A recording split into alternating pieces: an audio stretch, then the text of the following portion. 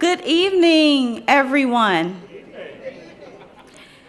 It is my wonderful pleasure to welcome you all to the 7th annual Black Celebratory. Can we have a round of applause just for the fact that this event is in its 7th year? I think that's a great testimony to the work of the African American Alumni Affiliates, as well as the Alumni Relations Office, and so many of the other offices on campus and individuals that support this event. My name is Leah Johnson Olajide, and I am a 2011 graduate. I studied communication while I was here, and I have also been a member of the African American Alumni Affiliate since my graduation in 2011. This is also my 7th time hosting this event. So thank you to the affiliate for allowing me to host and be the MC each year. Tonight is about celebration. We are here to honor our graduates, students who have made significant contributions to this campus, and they will also go on to make significant contributions in their communities and even further in the world at large. However, in addition to that, for tonight's event, we're going to be meeting and hearing from a lot of different individuals. So I'd like for you all to see it during the program if you can identify any individuals who come from the following 6 categories. Tonight, we will hear from individuals who speak different languages. We'll meet and hear from an individual who has served this campus for 18 years. We will hear from an individual who will explain to us the meaning of kente. We'll also meet individuals who are entrepreneurs, aspiring politicians, doctors, as well as lawyers. We'll meet an individual who has 20+ years as a global diversity and inclusion officer. And we'll also meet individuals whose names are synonymous with the Dean's List. Now, if you can identify those who meet those 6 categories, come and find me after the program, and we'll talk and figure out a way for the university to send you on a trip to the wonderful location of Wakanda, since that is what we're celebrating tonight, Black life, culture, as well as excellence. I don't know about the trip, but we are going to have a wonderful celebration this evening. So to get our program started, I would ask that you all please rise, because we are going to have our R&B vocalist, Elise King, as well as her band, to lead us in the Black National Anthem of Lift Every Voice and Sing.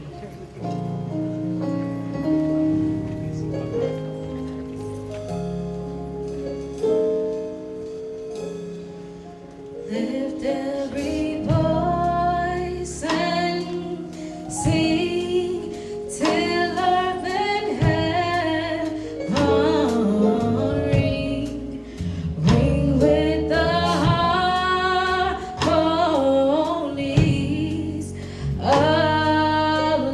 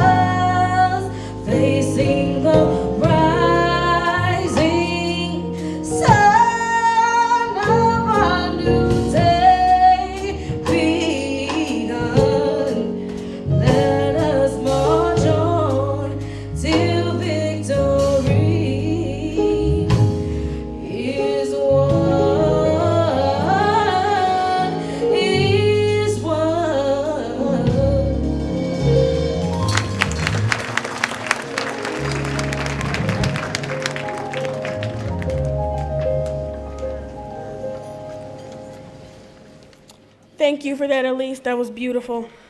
Hello, everyone. My name is Teresa Somerville. I am a 2016 graduate of Castle, and I'm also the chair of the African American Alumni Affiliate.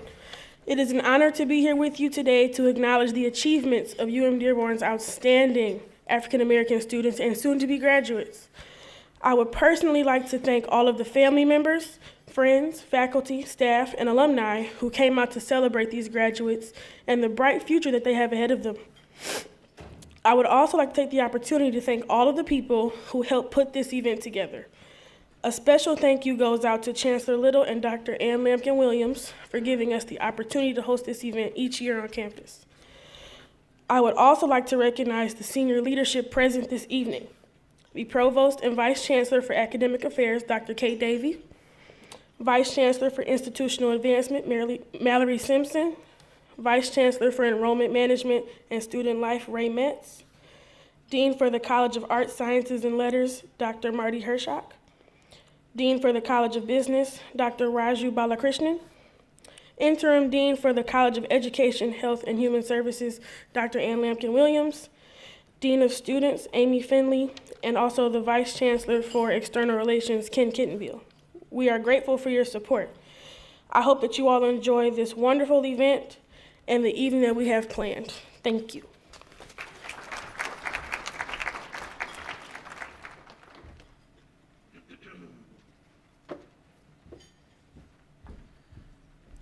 Thank you, Teresa.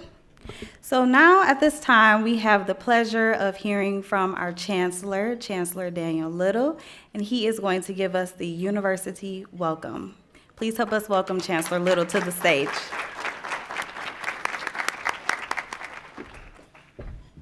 Well, thank you, Leah. Thank you, Teresa. And thank you to everybody here. This is such a happy occasion every year. I feel like it's more years than 7. But that just means we've had really intense, great experiences for 7 years running, and may it go on forever. It's a proud moment for you as graduates, for you as family members, loved ones, for you as faculty. And it is a remarkable thing, the number of faculty, especially from the African American Studies faculty who are here this evening. It's not a surprise to me at all, but the reality is that it's hard to get a lot of attendance from the university at a lot of events.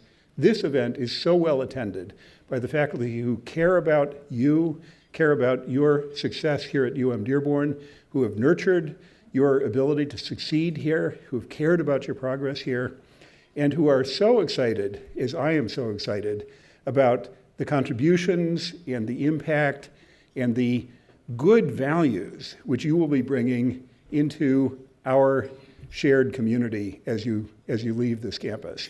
And I hope, like Leah, you may leave the campus as a graduate, but immediately come back as a part of the Alumni Society.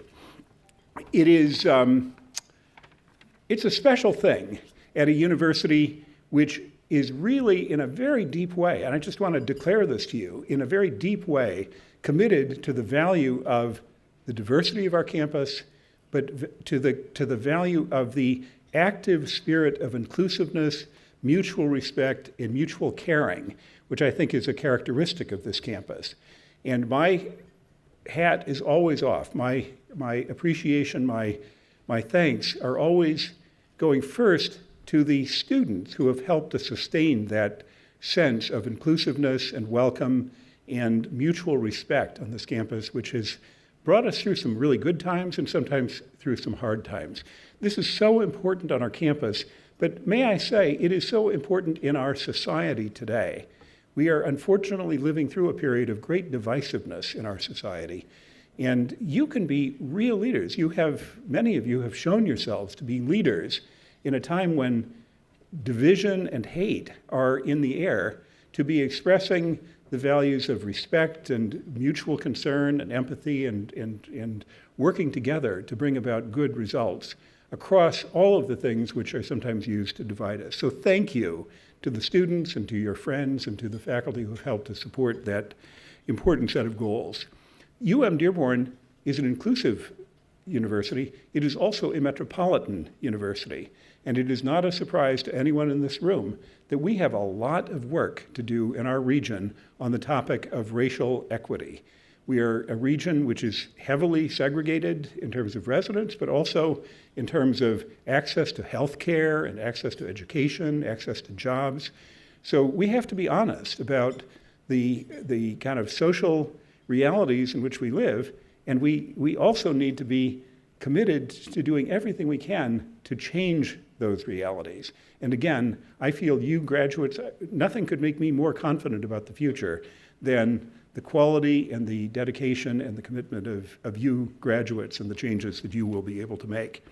We're proud of a lot of things tonight, but we have 146 graduates recognized at this celebration. 146, that is a large number of young men and women, not always so young. I am the least young person in the room, by the way, so I can make comments about young people and older people. Last year, it was 117. Now think about that difference. 146 this year, 117 last year. That's an important difference. We are growing in our ability to serve the communities of Southeast Michigan, and we are growing in our ability to help our students come to the finishing, the accomplishment of their academic goals. I am also really impressed at the way in which the graduates this evening whom we are recognizing are distributed across the 4 colleges. There are 79 graduates, and by the way, these are not all graduates who will be walking on Sunday. These are graduates throughout the whole academic year, including December and winter, well, December, April, and at the end of the summer. But the distribution across the colleges, out of the 146, 79 are Castle majors, 25 are engineering majors, and think about how transformative that is to the profession of engineering, that we are providing 25 young African-American men and women into the profession of engineering. 13 are chess majors, and I know Ann Lampkin-Williams, Dr. Ann, is working very hard to grow the programs in chess. So these numbers, they're going to be like asymptotic. They're going to be really impressive numbers as we move into the future. And then finally, Raju, congratulations, 29 of our graduates are College of Business graduates. This is an impressive distribution of our graduates across the 4 colleges. I would also like to mention the name of my friend, my late friend, Ahmad Rahman, a man who was an important influence on the program in African-American Studies, a person who was close to all of the faculty here and whom we lost very sadly 3 or 4 years ago. We have worked hard to create a recognition for Ahmad in the form of the Dr. Ahmad Rahman Memorial Scholarship.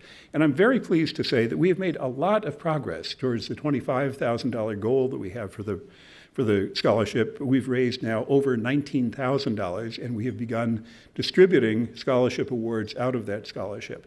So anyone who feels the urge, if Lift Every Voice has lifted you up to do something, feel very welcome to make a contribution to the Ahmad Rahman Memorial Scholarship. Ahmad is very alive for many of us in this room, and it is an excellent way of recognizing and remembering his contributions.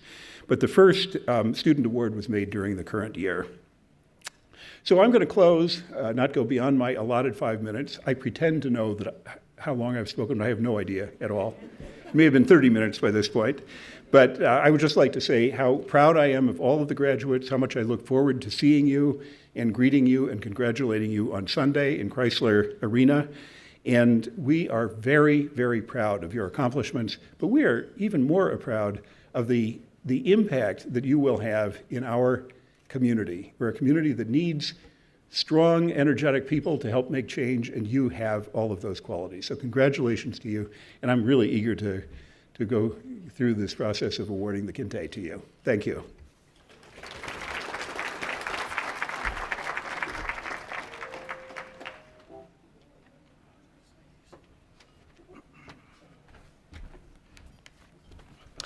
Thank you, Chancellor. My name is Jarrell Jones. I'm a 2014 graduate in communications, and I am the vice chair of the African American Alumni Affiliate. And the affiliate would like to take a moment to express our heartfelt thanks to you, Chancellor Little, as this is your final celebratory as our chancellor. We would like to thank you for supporting this event for the past 7 years, leading inclusion efforts here at UM-Dearborn for 18 instrumental years, bringing more awareness to Black culture on campus, and for supporting the African American Alumni Affiliate.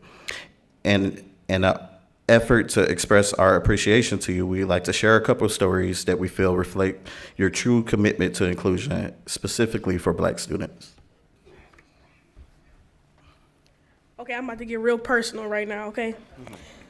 During my senior year in 2015, I had the distinct opportunity to meet with you, President Slishel, and other student leaders on campus at an event here on campus. You selected student leaders from different organizations and made sure to include the Black Student Union, which I was the president of at the time. At the event, I was able to share ideas and thoughts on how we can improve inclusion efforts on campus for Black students and other students of color. I truly felt that my voice was heard and will forever remember the moment that I was elbow to elbow with the president of the University of Michigan and the chancellor. Come on. Y'all see the photo? For real. Yeah. That happened. This photo will forever be one of my favorite moments as a student on campus. And for me, it is probably the most inclusive moment that I've had. Chancellor Little, thank you for including and empowering Black students by letting me be a part of that day.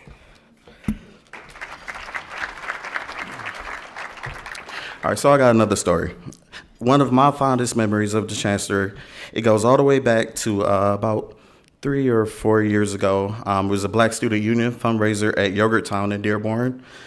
We were selling frozen yogurt. It was a hot day.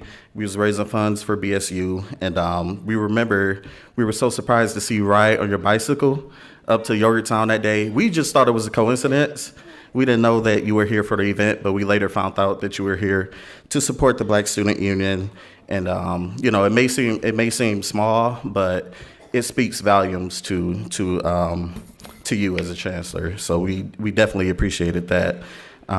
It truly speaks to your intentional leadership. So thank you, Chancellor Little, for continuing to show up for Black students and students of color.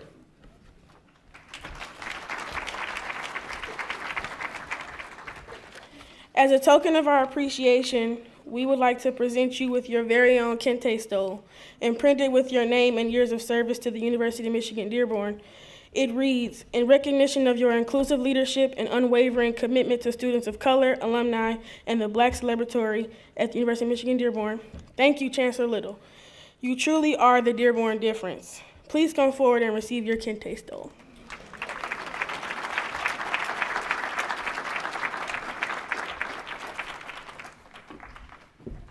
Wow. I just have to say, this is amazingly meaningful to me. I am really moved, and I thank you very, very profoundly. Thank you. Thank you so much. Oh, photograph. Yeah, great. Here we go.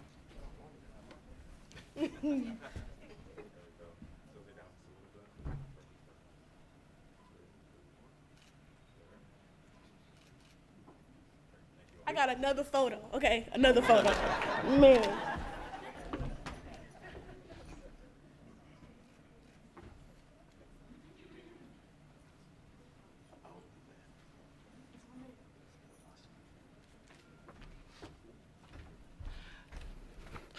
Okay, so in a couple minutes, we will break for dinner. During dinner, Elise King and her band will share their musical talent. Elise King is a Detroit native and a 3-time award-winning powerhouse vocalist. Elise refers to herself as a DIVA, a divine instrument vocalizing her ability. She has sung the national anthem for the Detroit Tigers, opened up for Kelly Price, Bobby Brown, CeCe Peniston, Shantae Moore, The Emotions, and many others. She was awarded Best Female Artist by the Detroit Black Music Awards, Best Soul Artist by Detroit Honor Awards, and Best Local Artist from the Best in Black Awards by the Michigan Chronicle and Radio 1. In addition, she has been nominated for 5 Detroit Music Awards. Thank you for being here tonight, Elise. Okay, so dinner is buffet style and is being served outside the hall to your left, my right. You will be dismissed by table. Dessert and coffee are to the right. Following dinner, our program will conclude with our student speaker, keynote address, and recognition of graduates. Enjoy.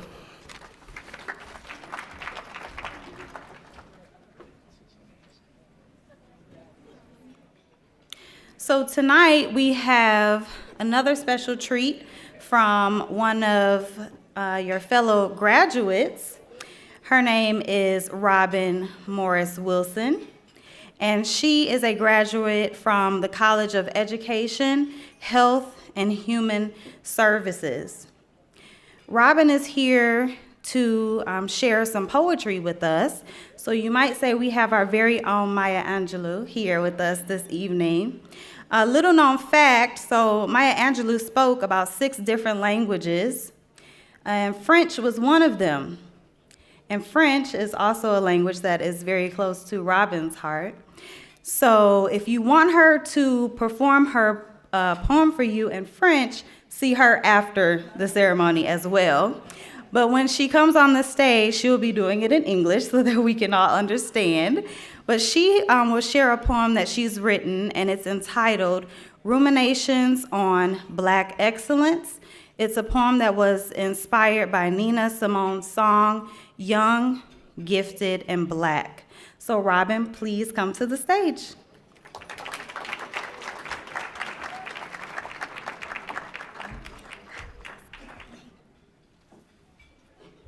Merci beaucoup, Leah. Thank you. Ruminations on Black excellence.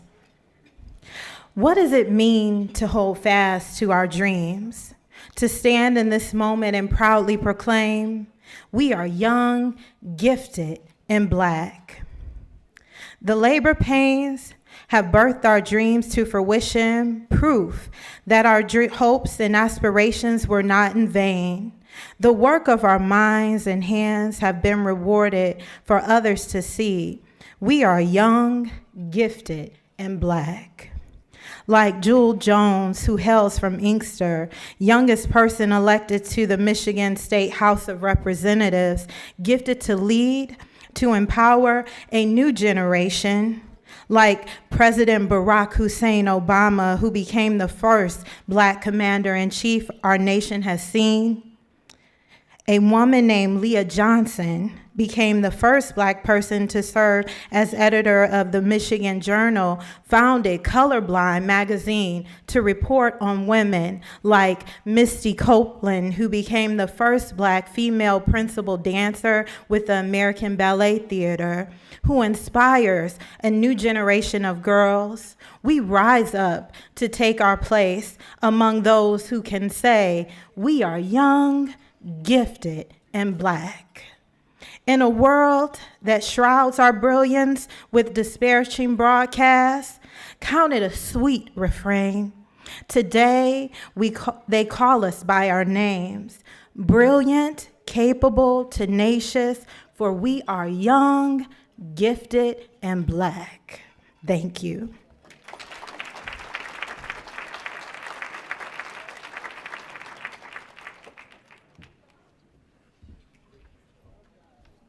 Snap, snap, snap for that one, Robin. That was awesome. Robin performed that poem for us last year at the Celebratory as well, so thank you, Robin.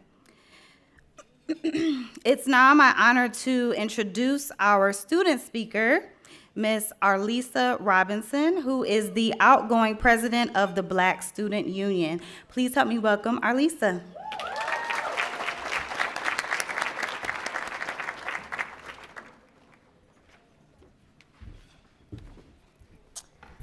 Kind of tall.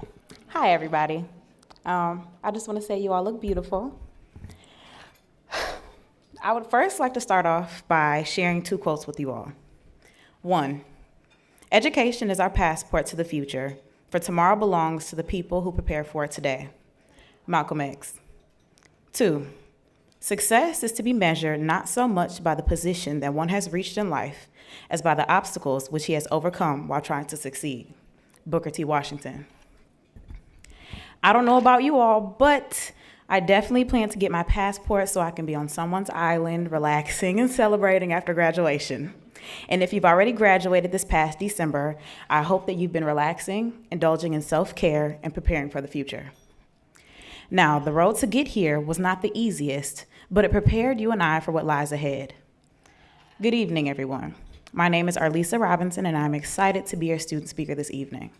I want to start off by congratulating each and every one of the graduates here, and I also would like to thank those of you who have helped us along the way. From our past, we see that there are systems set in place to keep us down before we even start, but all of that has gotten us to this breathtaking moment tonight. We are all about to obtain our passports to walk to our future and walk in our purpose. I know that one way to do such a thing is to take advantage of the education system set in front of us. No, it is not the best, nor is it always easy, but the fact that I am standing here before you today and that we are all embarking down the same road together proves something. I believe that my goal and purpose in life is to have my light shine so bright that no matter where I am, it would always encourage others. Growing up, I knew school, that was it. I figured that if I got good grades and behaved well, that was all that mattered.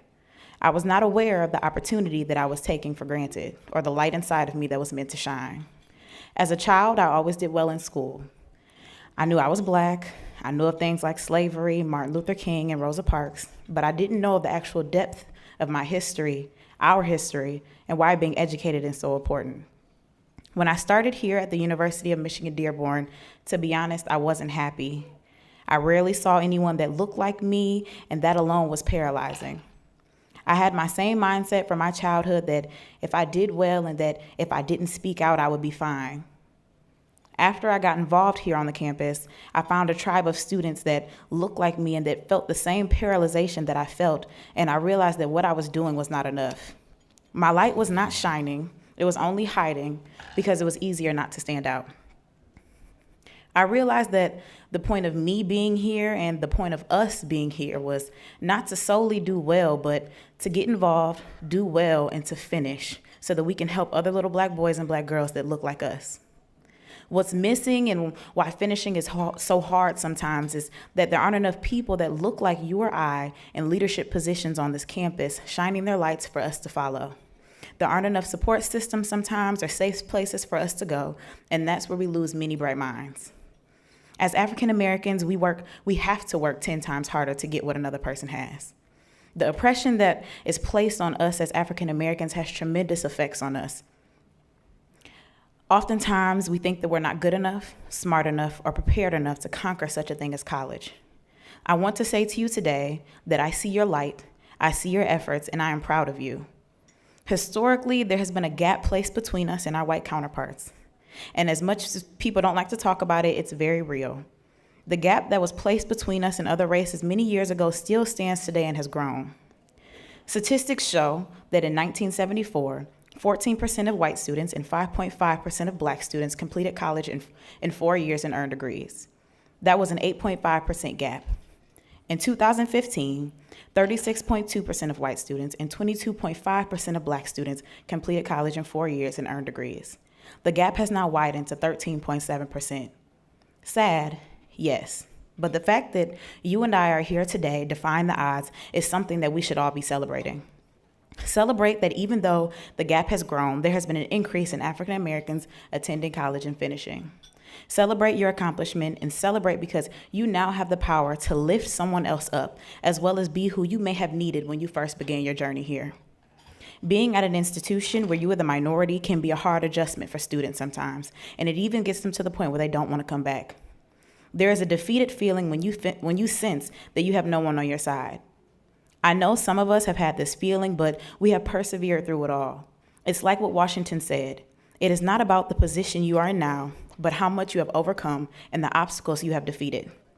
Here and now, I can say that we are all successful because of this and what it took to get to this moment. The tears, frustration, moments of doubt and exhaustion, it has all gotten you to this point today. In 1895, several African American women started the Black Club Women's Movement and adopted the motto, "Lifting as we climb." It's amazing how this motto is still so relevant today. I believe that it is our duty to reach back and help others as we make our way to the top. That paralyzing feeling that we have felt and overcome should drive you to support others following behind you. Remember your journey and what it took to get here and those along the way that have helped you. As you approach the front today to receive your Kente Stoles, I ask that you do 5 things. 1, do so with your head held high. You have something that no one can take away from you. Knowledge is power, and nothing is more powerful than an educated Black man or woman. 2, remember that no one journey is the same, and that you can do whatever you have set out to do. There is no one way to achieve your goal, so don't ever let anyone tell you there is. 3, remember to thank those that kept encouraging you, pushing you, and supporting you along the way. As you were on this journey, there were people rooting for you to succeed, even when it felt as though you had no one on your side. Thank those mentors and staff who let you sit in their office for hours while you vented and felt stuck, and thank those professors that took the time out to offer you extra help and to offer an extended assignment date. And I see some of them in the room right now. 4, don't freak out because adulthood is approaching fast and you're still not sure what to do. I promise it's fine and you'll figure it out in time. And shout out to those of you who have figured it out. Lastly, 5, please ask yourself this question. How will I use my power now to make a difference and help those around me? Will you reach back? Will you change your communities for the better? You have just done what many told you was impossible. To me, it seems that you can do whatever you have set your minds to do. As Ava DuVernay said, become your ancestors' wildest dreams. So in closing, to you I say, congratulations and good luck. I love us for real, y'all.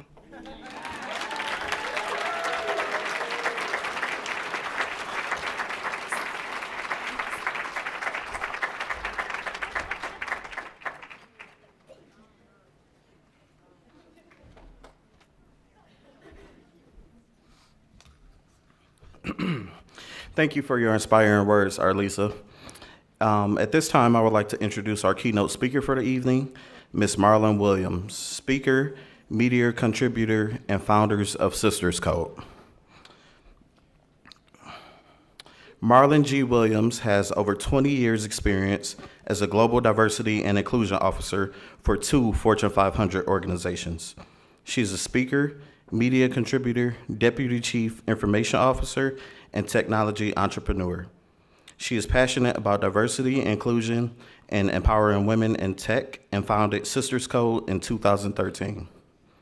Sisters Code was founded with the purpose to awaken the mature geek by educating, empowering, and enticing women ages 25 to 85 to explore the world of coding and technology.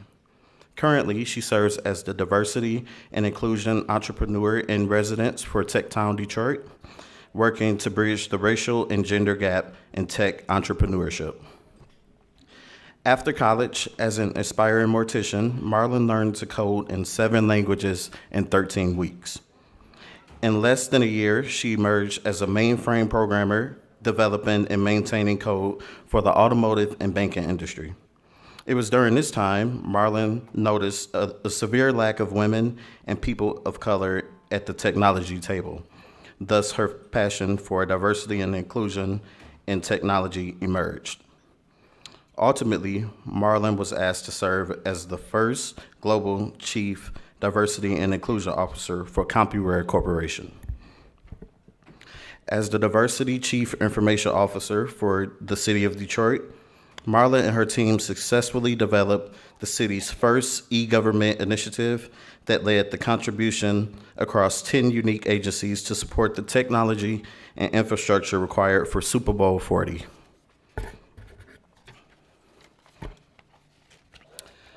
Marlon's insightful and thought-provoking presentations include Microsoft Corporation, TEDx, SXSW, Techonomy, MSNBC, Tech Week, Tech Inclusion, Meeting of the Minds, Yes We Code, and WDIV, among others. Please join me in welcoming Marlon Williams to the stage.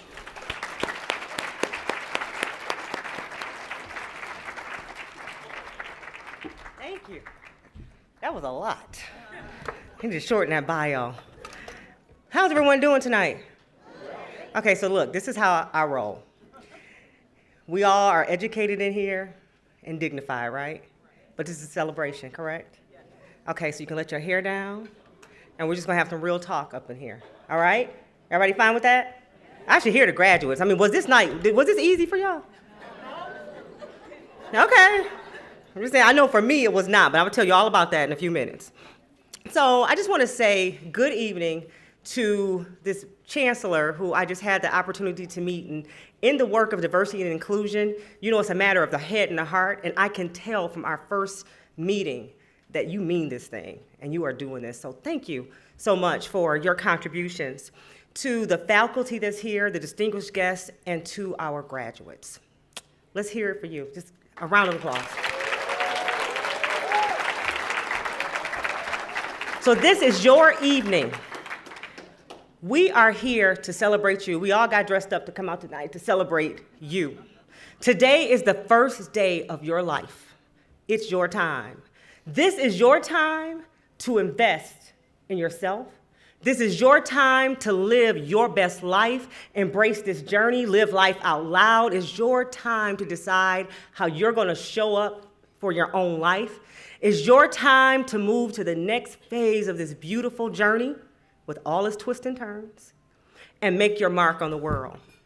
Your being here tonight is not a coincidence. I don't really believe that things just kind of happen.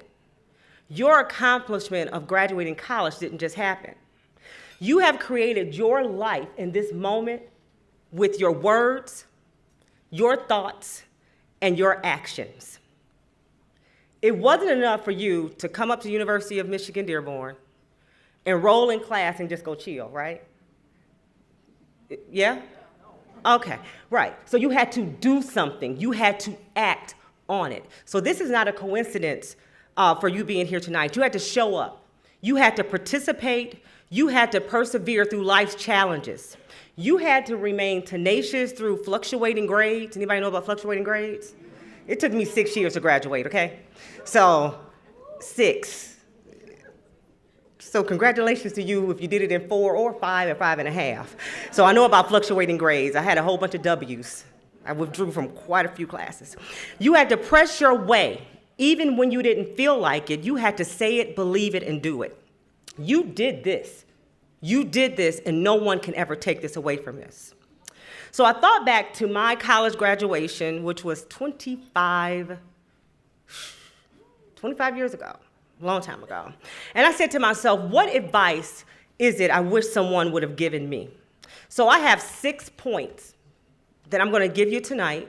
I'll do it as briefly as possible because I figure at this point they're not gonna pull me off stage. They told me I had 10 minutes, but I'm just gonna talk.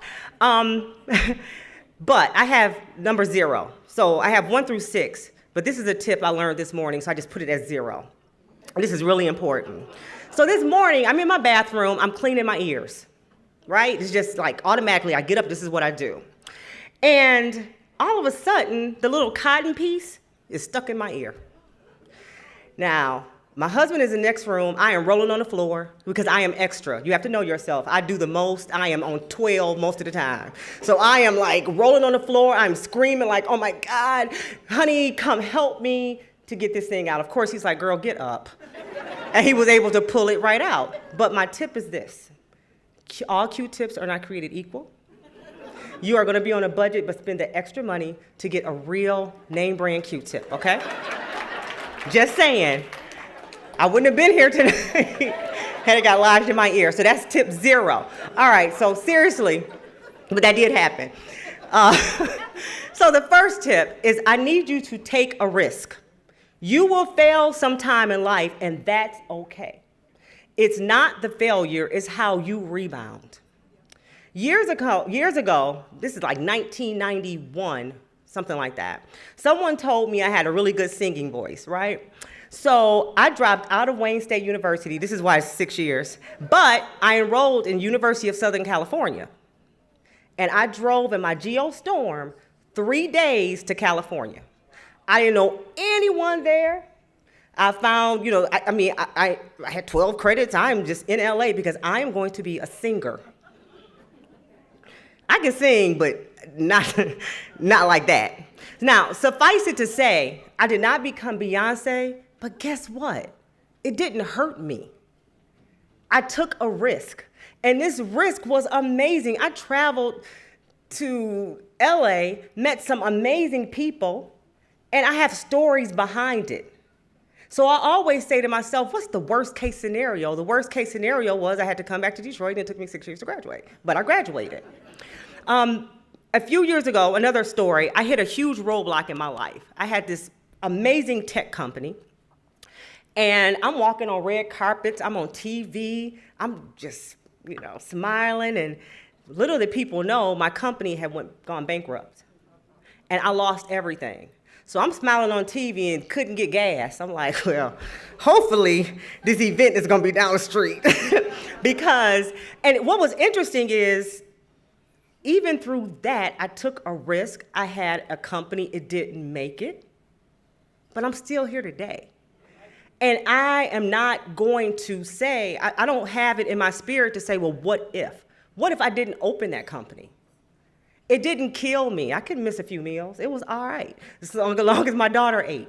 But I took a risk. And the thing I learned was, and the reason I think I became so depressed is because my self-worth was tied to my net worth.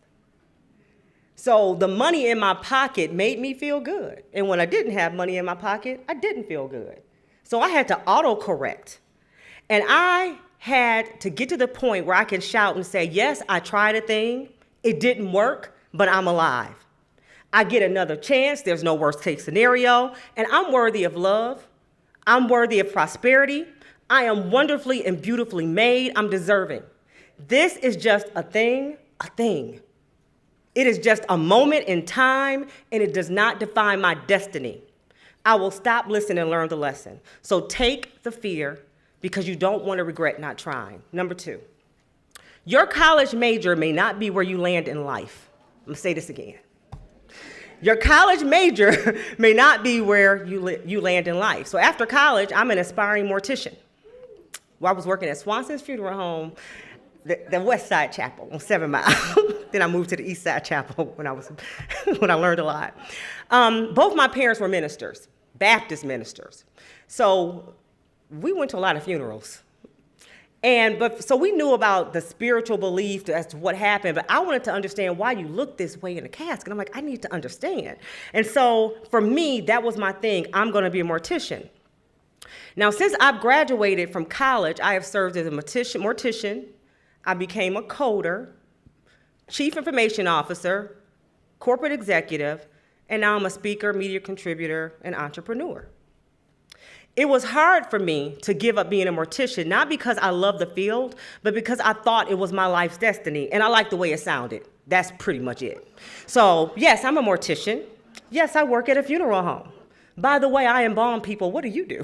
That was my thing. It was my bragging right. So when I moved from mortuary science to technology, I had to surrender my identity. I went through a lot of surrendering, but this one was huge. The thought of who I thought I had to be, when I gave that up, it changed the trajectory of my life.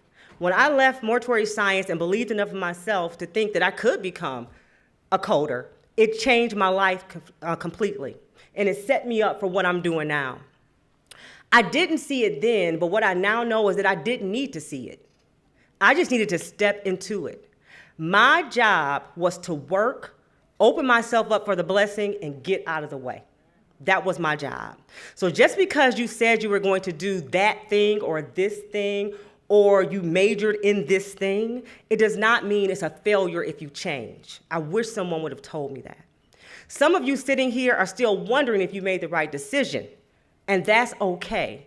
Don't beat yourself up, but don't put yourself in a box, and don't allow others to impose their limitations on you. What God has for you is so much larger than you can even ever think of. So just stop thinking. Stop it, and get out of the way. Number 3, you can't take it with you. So when I worked at the funeral home, I thought the saddest part would be the funeral, but it wasn't. As I interacted with families, I would take the time to find out about their loved ones. These families would share memories. We would cry together because I would cry.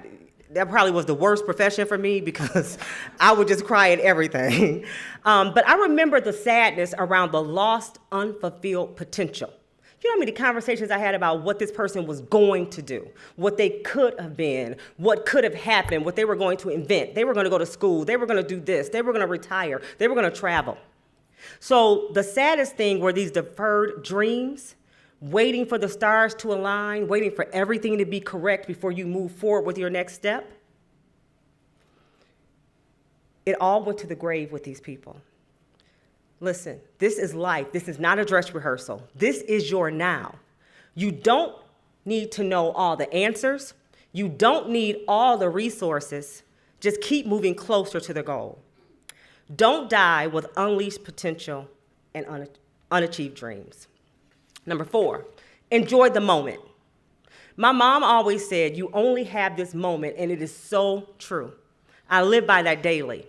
My college days were a blur. If you can tell, I was just all over the place, just striving to be everything and everybody. My college days were a blur, along with undergraduate and my graduate degrees. I went from thing to thing to thing.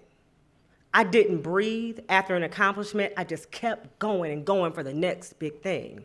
I didn't enjoy the journey. I was always on 10, striving for something more.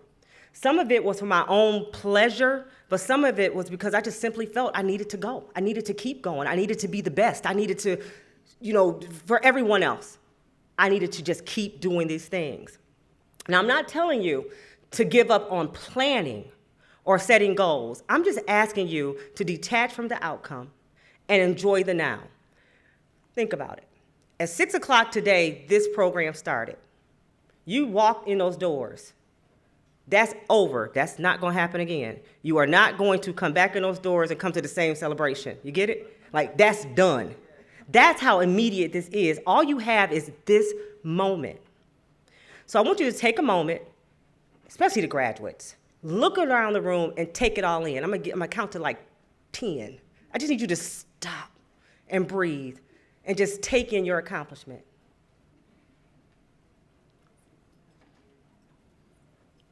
Now, I need you to tell someone seated next to you, a parent, a friend, a faculty member, thank you for helping me to get here. Take that moment and do that.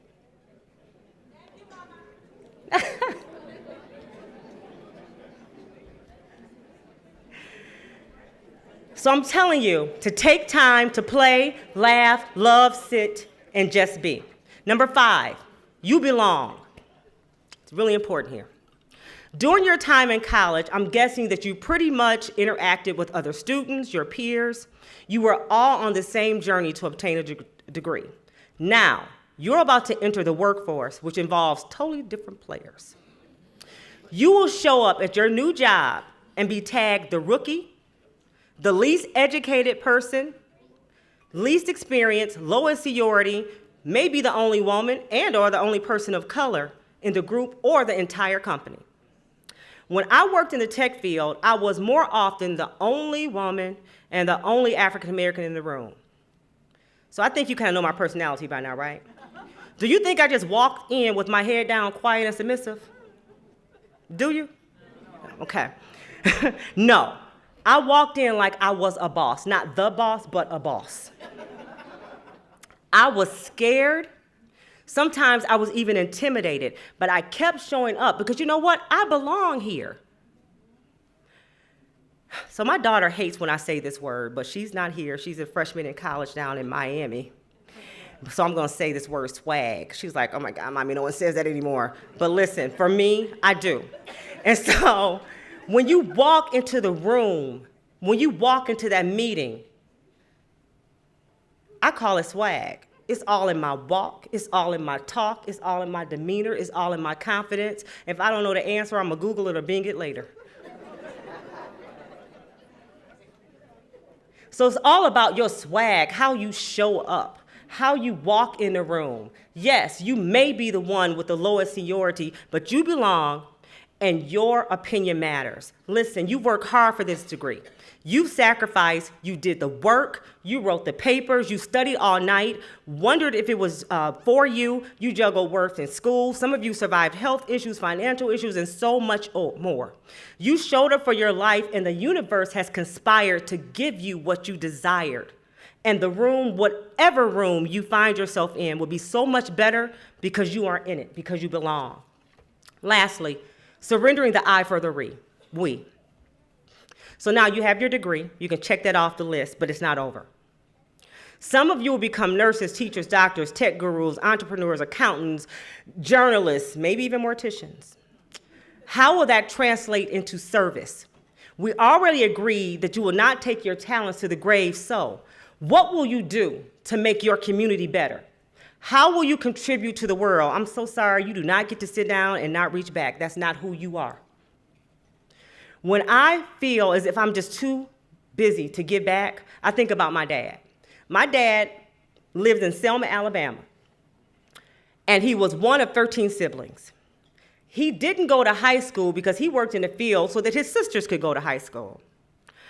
I know that my dad was called boy and worse and treated as less than.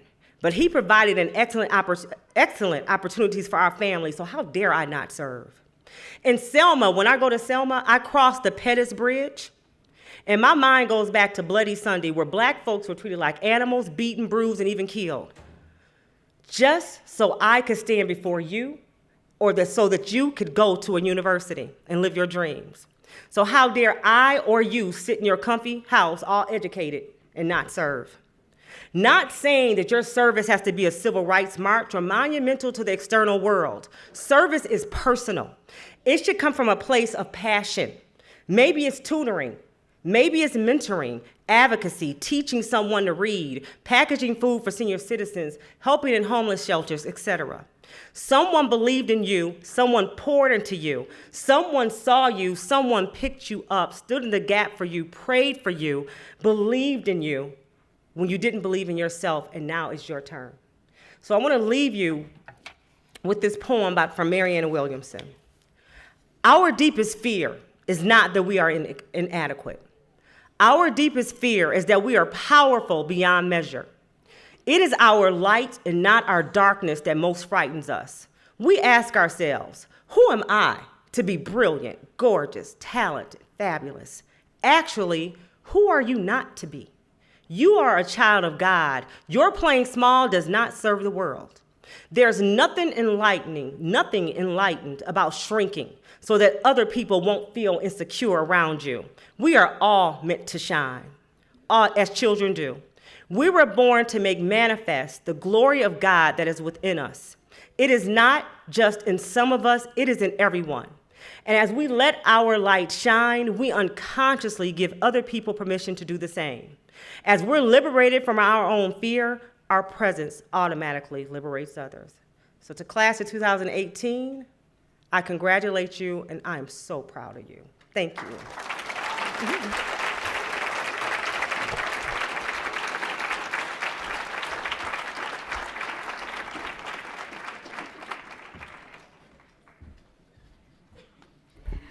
Okay, we need another round of applause for our keynote speaker. That was excellent. Literally everything that you said was so practical and relatable. Thank you for coming to join us. And as a token of our appreciation, we would like to present to you with this plaque from the University of Michigan-Dearborn on behalf of the African American Alumni Affiliate. Thank you for coming out tonight. Thank you so much. Thank you.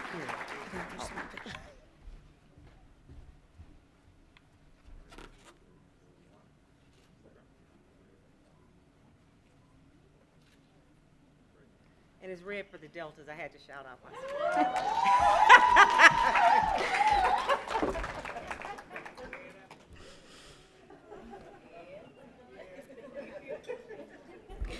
So to continue on with our program, we are almost nearing the part where we adorn our graduates with their kente stoles. But before we do that, we are going to introduce Dr. Ivy Forsyth Brown, who is going to come and explain the significance of kente. Please help me welcome Dr. Brown to the stage.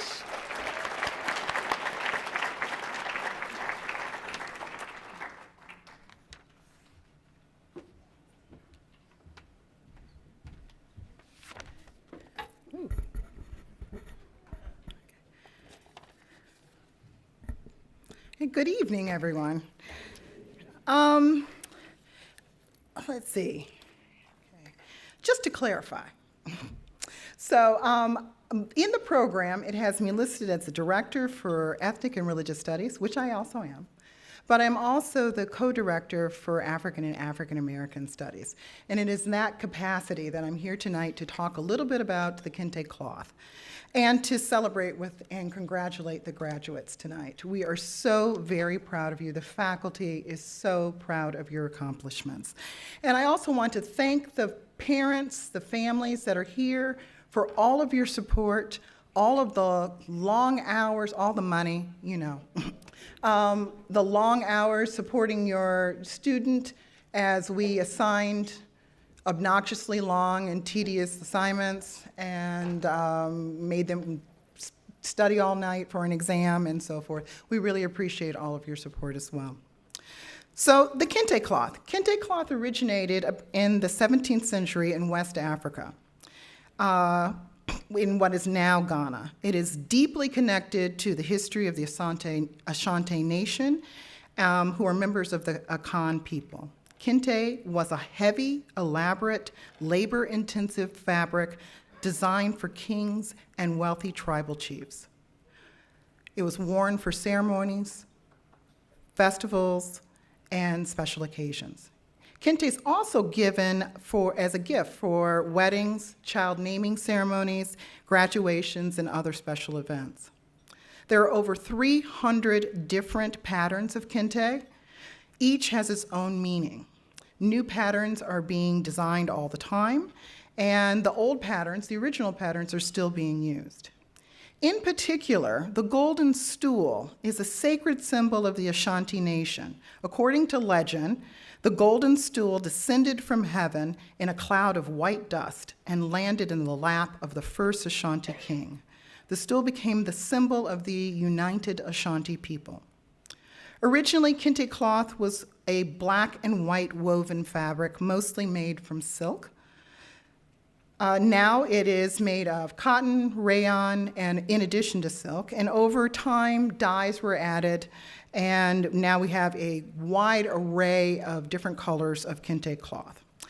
Each color also has a meaning and has a specific attribute. For example, blue represents peacefulness, harmony, good fortune, and love.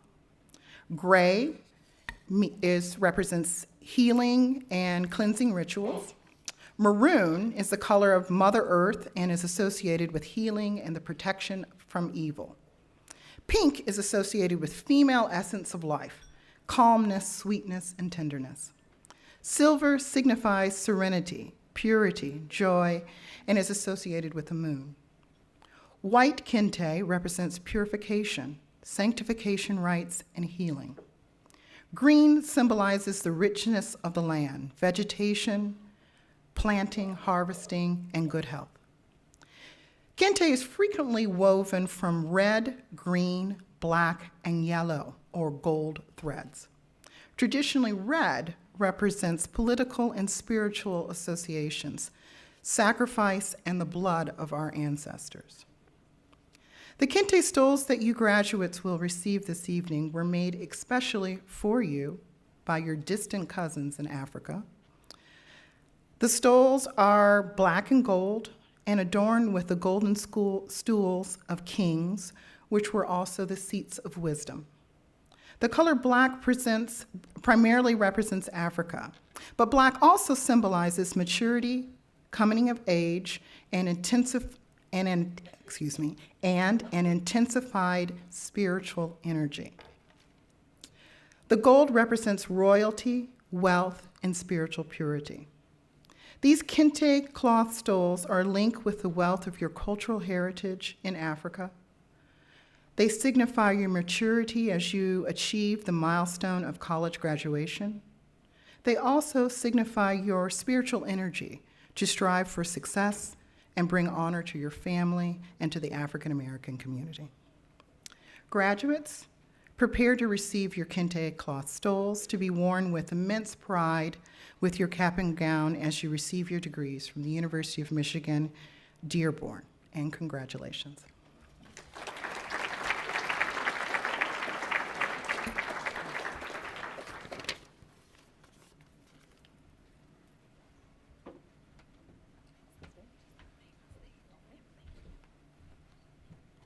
Thank you, Dr. Forsyth Brown. So now we are at the moment where it is time to honor our graduates. Before we bring our graduates up, Chancellor Little, would you please join us on the stage as well? Graduates, your names should start to appear on our screens in alphabetical order. And what we would like for you to do is to please line up over here on the red carpet so that we can honor you with your kente stoles, and we'll give you some time to find your place in line. So please come to the front, graduates.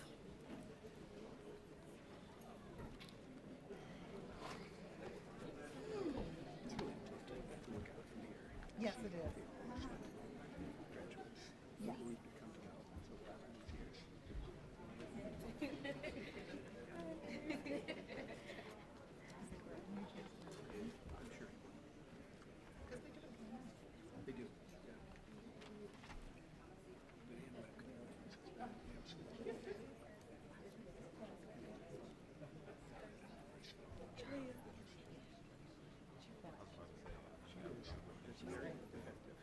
yes. Yep.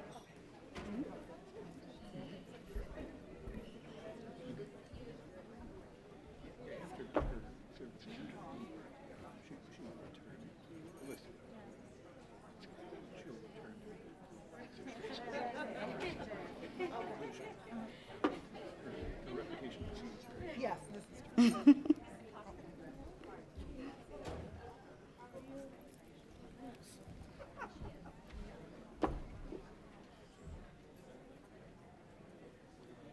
Self-organizing.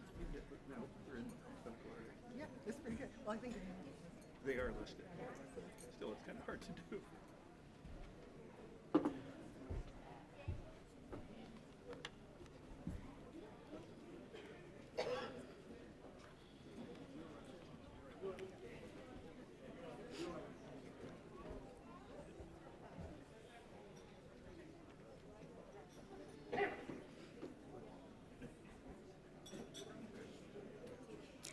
So as our graduates are lining up, just a couple of instructions.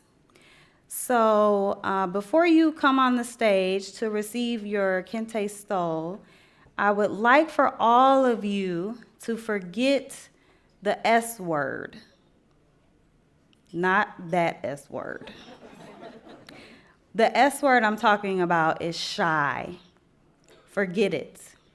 Because as you come on this stage and I read your accomplishments, in past years, certain graduates have had the tendency to kind of rush off stage before I'm done reading, so they don't really get to enjoy their moment. So there's no shyness. Replace it with the other S word, swag. Okay? So you'll come up, you'll receive your kente stole, they'll take a photo of you, they'll give your family members time to take pictures of you as well, okay? All right, so let's get started. Our first graduate is Jasmine Anderson. Jasmine is graduating from Castle with a Bachelor of Arts in Psychology. She's most proud of education as well as her mom. And post-grad, she plans to work as well as get a PhD. And she is involved in the National Society of Leadership and Success.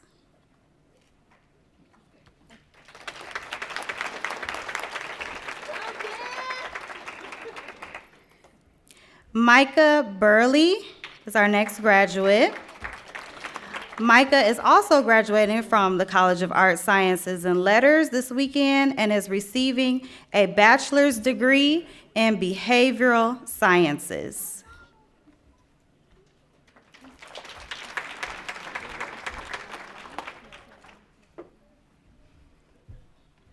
All right, our next graduate is Tara Lynn Burnett.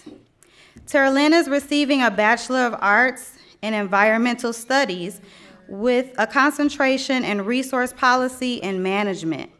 After graduation, she plans to attend the University of Kansas to study environmental law, Japanese language. Don't leave just yet. Don't leave just yet. She plans to attend the University of Kansas to study environmental law, Japanese language and culture in a JD Master's dual program. She also plans to study abroad in Japan and to eventually practice law there. So I say to you, subarashi, soshite, ganbatte. Congratulations.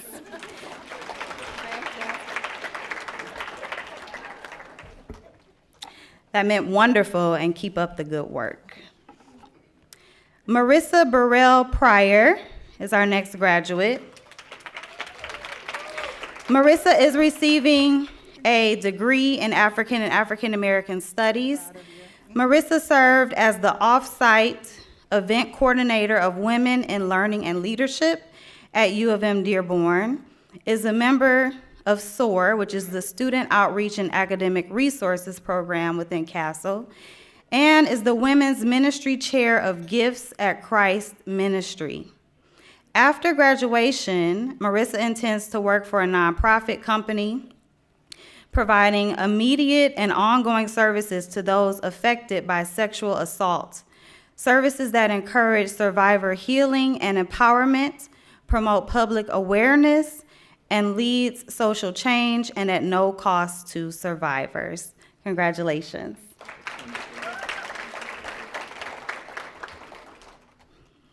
Matthew Carter isn't here with us this evening, but Matthew is receiving a degree from the College of Arts, Sciences, and Letters this weekend. Next on my list, I have Casimir Cheek, who also is not here. Casimir is receiving a Bachelor of Science in Public Health. I have Gabrielle Clark as my next graduate. Gabrielle is receiving a Bachelor of Arts in Communication with a minor in Public Health this summer. Gabrielle is a member of the Black Student Union and also serves as a youth minister. After graduation, Gabrielle will be attending Garrett Evangelical Theological Seminary. Congratulations.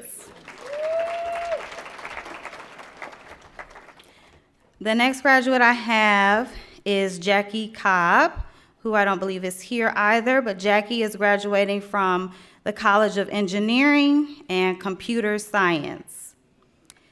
The next graduate I have is Candace Cox Wimberly. Candace is receiving a master's in public administration. She's proud to have made it and knows that it is only by the grace of God that has allowed her to do it, and she sincerely appreciates the love and support from her family. After graduation, she plans to expand her company's services to other states and help youths across the globe. Congratulations. The next graduate I have is Shanae Dasgupta. Shayna Dasgupta. My apologies, Shayna. Dasgupta. Shayna Dasgupta. Did I say it right? Yes. Shayna will graduate with a Bachelor of Science in Sociology and a minor in Biology. Shayna is grateful to God, the Triumph Church, and the SOAR program, who helped her persevere to finish her degree after a 5-year hiatus. She's also grateful to her supportive spouse, family, and loved ones, and is extremely happy to have amazing children that inspire her to keep going every single day. Shayna plans to travel and spend quality time with her kids before starting a post-baccalaureate program in September. She has already been accepted to the University of Michigan Ann Arbor's med prep program and is applying to med school to become Dr. Dasgupta, the obstetrician.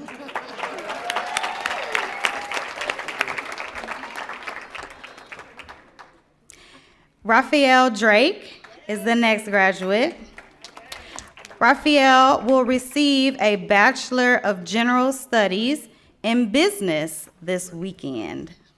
After graduation, Raphael will continue to work in a management role at Verizon. Raphael will also continue looking for new career opportunities that will put his U of M-Dearborn degree to use. Congratulations.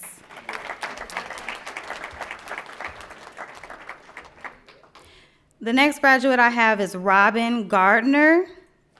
Robin is receiving a Bachelor of Arts degree in psychology. She is proud to be a motivator to her children and is very proud to be graduating. She's especially proud to have persevered throughout college because she says she was seriously considering quitting. She says, and I quote, "That is a story to tell," end quote.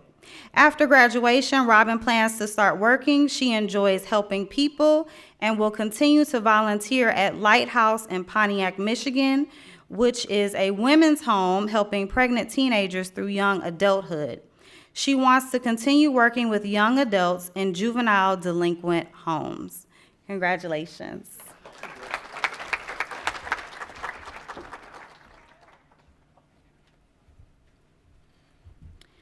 Our next graduate is Omitra Gates. Omitra will receive a Bachelor of Arts degree in Behavioral Sciences with a minor in anthropology. Omitra was on the dean's list for 2 semesters, a student researcher in the Sociology Psychology Department, a member of Women in Learning and Leadership, and a student intern for Ceasefire Detroit and the Detroit Police Department. After graduation, Omitra will continue post-undergraduate research here at U of M-Dearborn.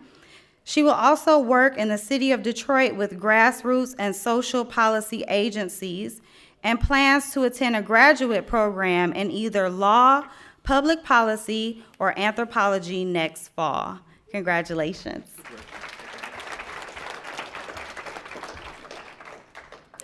Nkengi Gonzalez is our next graduate. Nkengi is graduating with a degree in international studies. She's a senior counsel in SOAR, a 2015 difference maker, a recipient of the 2017 Outstanding Commitment to Diversity and Inclusion Award, and is a DJ for Detroit Dynamics on WUMD, among many other accolades. After graduation, Nkengi will pursue a career that allows her to assist corporations or government to become better global stewards to citizens and the environment.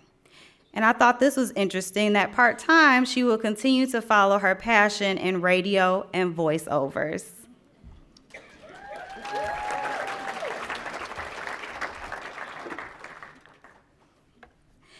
Jahara Grady is our next graduate.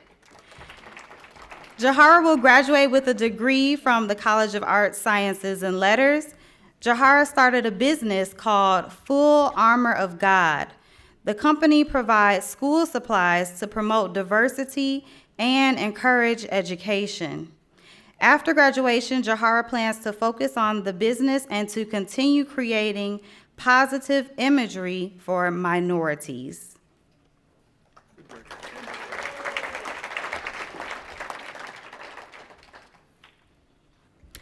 Ray Harris is the next graduate.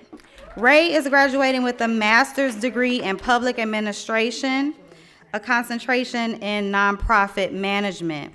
Ray began this journey as a public ally in AmeriCorps at UM-Dearborn while dependently living at home with her mom. She was accepted into the MPA program on a conditional basis due to grades. Now, Ray is graduating with honors. There's more. She says she's got only 2 B's to be exact. She owns her own home and has landed the career of her dreams as a consultant and is gainfully employed. It still gets better. After graduation, Ray will embark on entrepreneurship, leadership, relationship, friendship, and even a Norwegian cruise ship. She said, and I quote, "Bahamas, here I come." Ray will continue growing the hashtag Team Uplift Detroit brand, utilizing everything learned from the MPA program to lead with nothing less than a standard of excellence. Congratulations. The next graduate I have is Amber Hinton.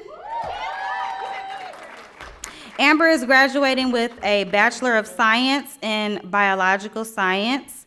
Amber is an Opportunity Scholar, the Vice President of the Minority Association of Pre-Medical Students, and a member of the Black Student Union. After graduation, Amber will be studying for the MCAT and working. She will either pursue a post-bachelor's program at Wayne State or jump right into medical school applications. Congratulations. Keisha Jackson is the next graduate I have. Keisha is receiving a master's degree in public administration this weekend. She's a member of Kappa Delta sorority, an appointee of the Federal Judiciary, recipient of the Pulse of the Planet Award, and a Governor Snyder MDOC EPIC team appointee. After graduation, Keisha will enroll in the Public Policy and Political Science doctoral program and plans to run for state representative.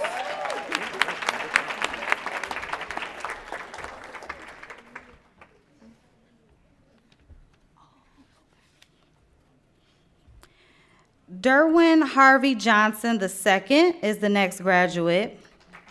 Derwin is graduating with a Bachelor of Science in Computer Science. He is proud that his family believed in him, that his friends encouraged him, and of the experiences he's had that have made him who he is today. After graduation, Derwin will gain work experience before enrolling in a Master's of Computer Science program. Congratulations.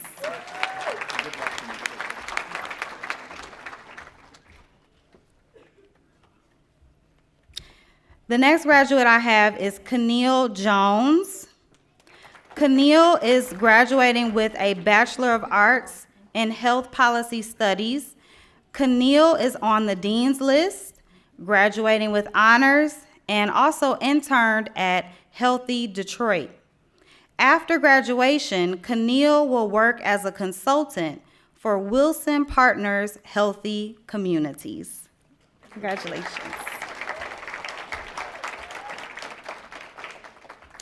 The next graduate I have is Benoit Konango Niobe. Benoit is graduating with a degree from the College of Business this weekend. Congratulations.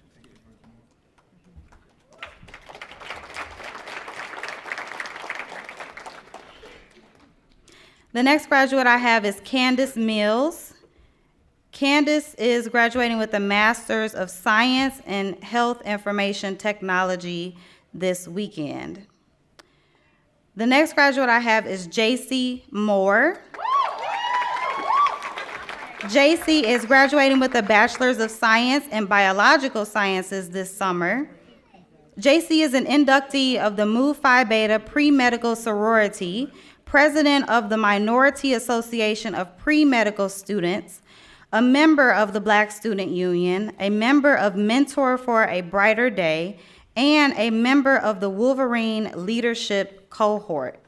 After graduation, JC plans to advance mentorship skills, travel, network, engage in community service, and prepare for admission into medical school. Congratulations.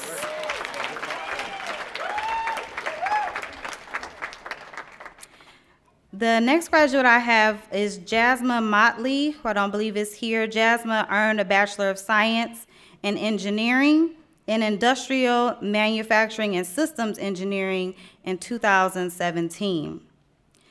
The next graduate is Lakeisha Osler. Lakeisha is earning a Bachelor of Arts in Communication. Lakeisha is pursuing entrepreneurial opportunities while advancing her personal brand, as well as seeking new experiences in international settings.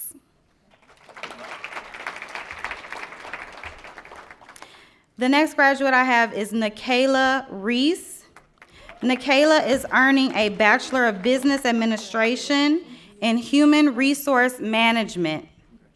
Nikayla is a member of the Society of Human Resources Management, a repeat on the Dean's List, and the National Engagement Award recipient from the National Society of Leadership and Success. Nikayla plans to obtain an entry-level human resources position in order to become a future HR executive. She also plans to graduate with a master's degree before turning 30. Congratulations. Arlisa Robinson is our next graduate.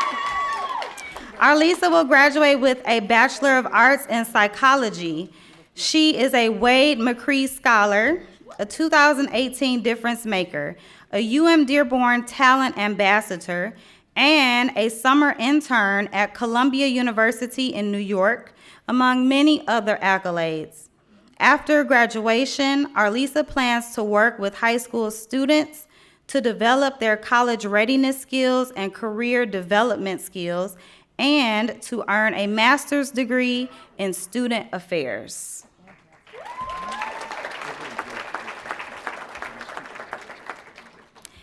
The next graduate I have is Devin Robinson. Devin is graduating with a Bachelor's of Business Administration and Finance. Devin is a member of Phi Sigma Phi National Fraternity and UM-Dearborn's Blueprints Leadership Group, winner of Name Your Space competition, naming the theater room in the Union, House of Maize and Blue, and is an Opportunity Scholar, among many other accolades.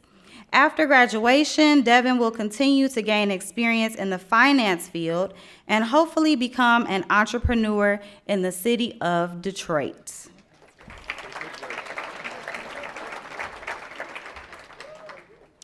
The next graduate I have is Amy Rowe. Amy graduated in 2017 with a Bachelor of Arts in Early Childhood Education. She's most proud of obtaining her degree with honors, especially as a returning student, mother of 2 teens, and full-time employee at Detroit Public Community Schools District Great Start Readiness Program. After graduation, Amy plans to continue her work at DPS as a teacher and is currently seeking a full-time position. Congratulations.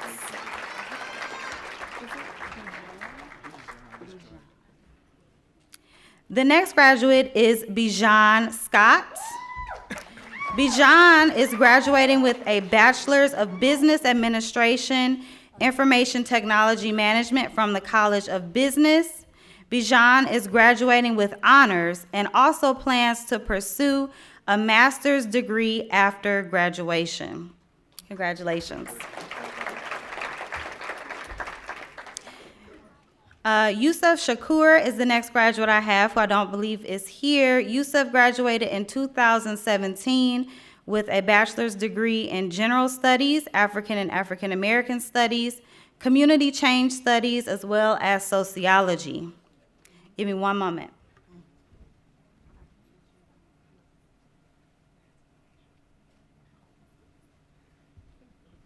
can't mess the graduates' names up, so I had to get this right. Natalasia Mariama Sims. There we go. Natalasia graduates with a bachelor's in language arts education. Natalasia is an Honor Scholar Award recipient for the Department of Education this year. Also, Natalasia received honorable mention in a poetry writing contest in 2016 and graduated with distinction with a 3.6 GPA. Natalasia will be working as a third grade teacher in an elementary school in the Detroit Public Schools Community Schools District. Congratulations. LaShonda Smith is the next graduate that I have.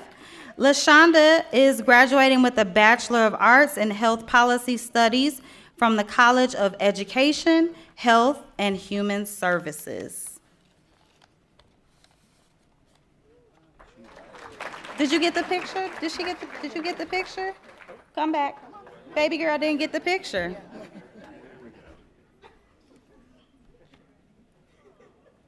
There we go.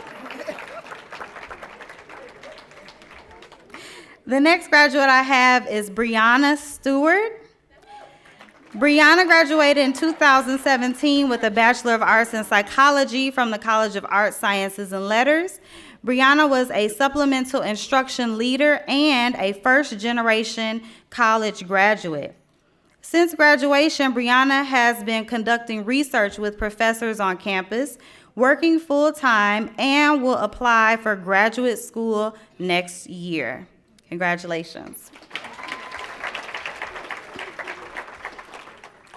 Marquita Stewart is our next graduate. Marquita is graduating with a degree in biological sciences this summer from the College of Arts, Sciences, and Letters. Marquita was secretary of BSU and treasurer of MAPS, which is the Minority Association of Pre-Med Students. And this fall, Marquita plans to apply to pharmacy school. Congratulations.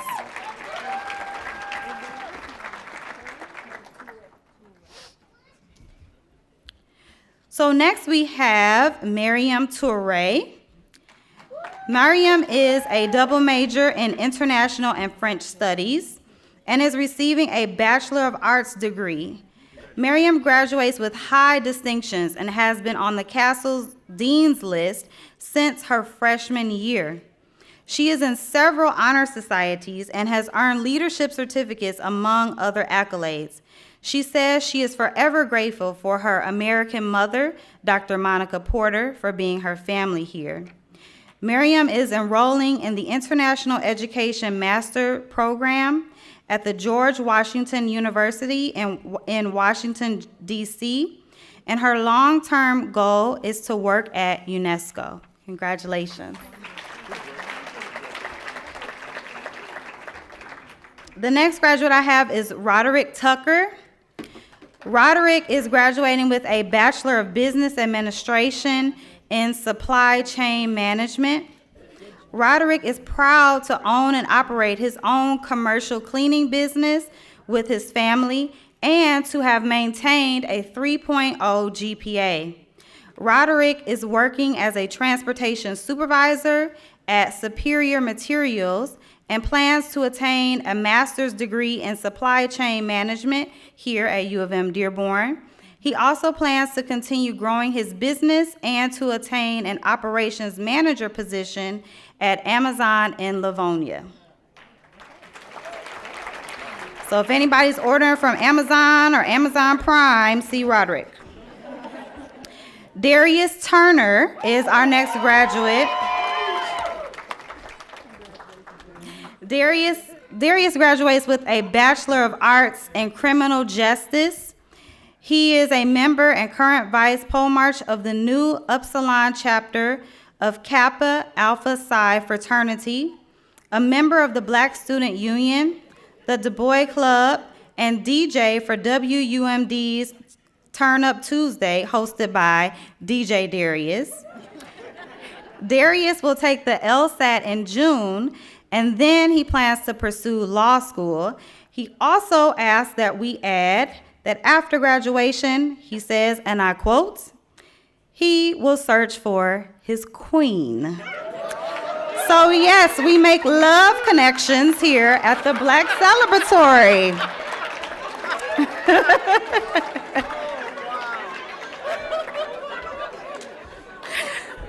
Look, the students write these bios. I just read them. The next graduate I have is Taylor Walton. Taylor is graduating with a Bachelor of Arts in Psychology. Taylor is the social media coordinator for the Black Student Union, as well as the social media coordinator of the Black Business Student Association. Taylor plans to take a year off to continue working and enjoy life as well as newfound achievement. After a year, Taylor plans to head to graduate school to pursue further education in sociology and African American studies.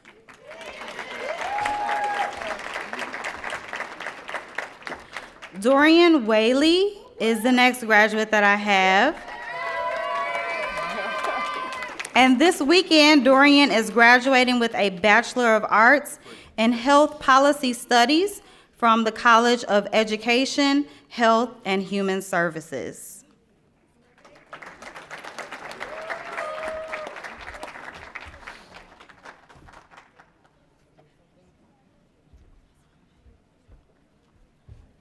So the next graduate I have is Tracy Willis, who I don't believe is here.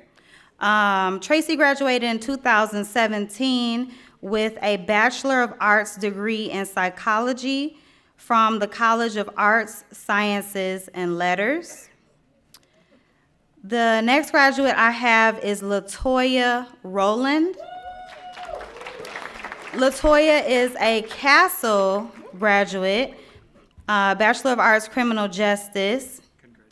And after graduating, or finally graduating, she says she's a believer in God. She's happy to be a strong Black woman and plans to pursue a master's in criminology.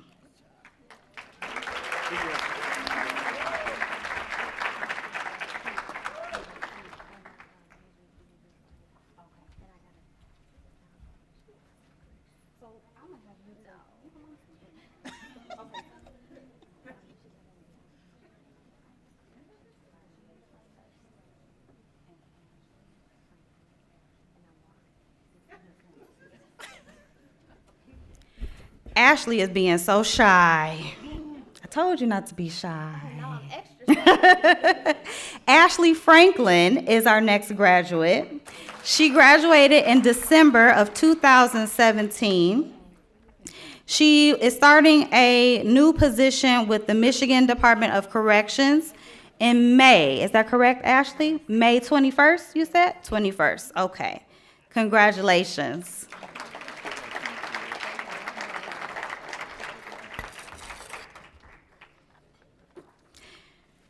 And last, but certainly not least, aujourd'hui, je suis très heureuse de présenter mon ami et diplômé Robin Wilson.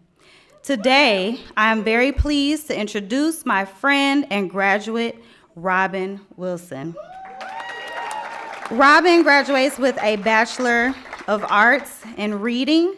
She is a children's author, poet, scholar, and teacher. She is the founder and former executive director of the Josie Odom Morris Literacy Project, Incorporated, which is a 501c3 nonprofit organization named in honor of her grandmother, who was an educator and a community volunteer. Robin also received the Spirit of Detroit Award and Young People for Fellowship Award for her ongoing commitment to social justice work. Robin plans to pursue a master's degree in literacy education while teaching in an elementary classroom. Congratulations.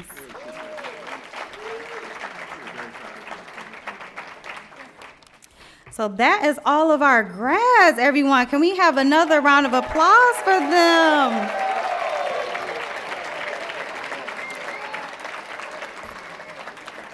Thank you, Dr. Forsyth Brown, as well as Chancellor Little, for helping out with that part of the ceremony. Just before we close, I believe Teresa just has a few more words that she wants to share with everyone before we end our program for the evening.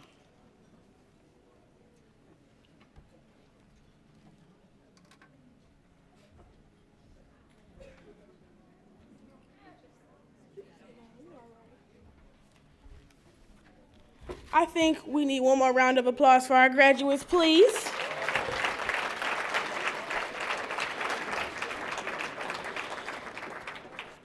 And I also have one more addition to make to the many accolades of our students.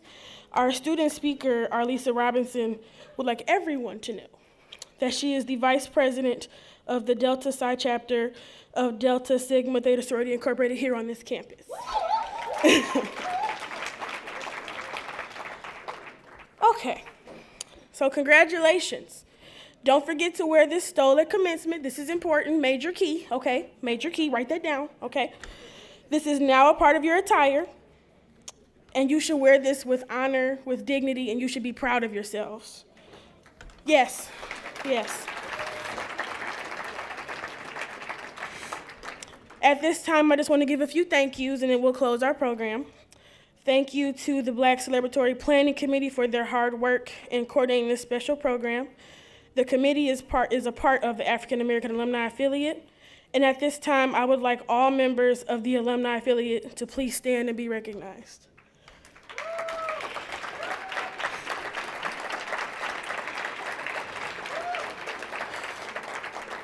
And at this time, this is the tradition that we do when we give you these stoles. We also wear ours with you to welcome you into the arms of the rich Black alumni that you have here. So, congratulations. You're one of us. You did it. The affiliate is dedicated to supporting current African American students and alumni at U of M-Dearborn. If you are interested in learning more about the affiliate, getting involved, volunteering, learning about what we do, please fill out the contact sheets in the middle of your table, and then someone will be around to collect them for you. I would like to thank our speakers this evening, our musical entertainment, Elise King. Thank you to Miss Lydia Richardson from USA Imports, who went all the way to Ghana to collect these stoles for you tonight. I would also like to thank the guests and family members in attendance. These students would not be able to succeed without you. Please understand that, and we thank you very much for helping them achieve their success. There is also one more thank you that we would like to give.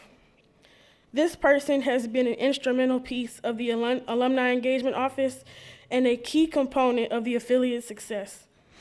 Without the dedicated service of this person, the African American Alumni Affiliate would not be as successful as we are. As this is our final year with her, we would like to give Marsha Robinson an award of sincere appreciation.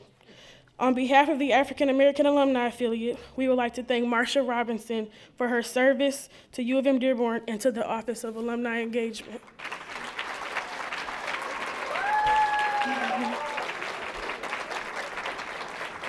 Now, you know I was gonna sneak that in there, right? You know I had to.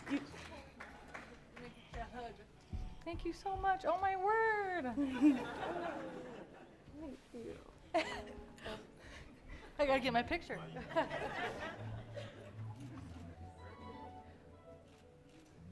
Thank you, Marsha. Ooh, don't make me cry. Don't do it. Don't do it. Another round of applause for Marsha. We truly would not have this success without her. At this time, we would like all of our graduates to join us at the front. Charles, where do you want them? Up, okay, where I am, to take a nice group photo. Woo-hoo.